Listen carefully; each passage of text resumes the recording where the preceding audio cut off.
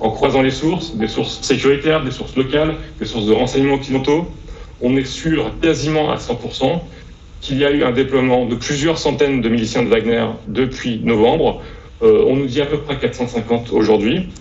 On sait également que ces miliciens ont été équipés à leur arrivée de blindés d'origine russe également, qui sont des blindés Typhoon, de blindés chinois également, et qui se sont servis de ces blindés pour aller sur leur zone d'opération, qui est plutôt le centre du Mali.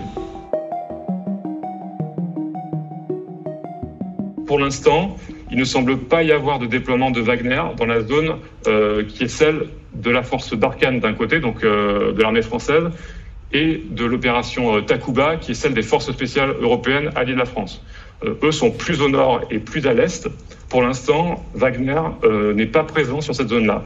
Si jamais il devait s'y installer et si jamais il devait y commencer des combats en collaboration avec les forces armées maliennes, là, la question serait extrêmement pressante pour la France et ses alliés de se dire est-ce qu'on reste ou est-ce qu'on part ? Et très probablement, il serait forcé de partir puisque ce n'est pas possible d'être en opération à côté d'un compétiteur stratégique comme la Russie. Il semble y avoir effectivement sur l'ancienne base avancée de l'armée française à Tombouctou une présence russe qu'on nous dit relativement légère pour l'instant.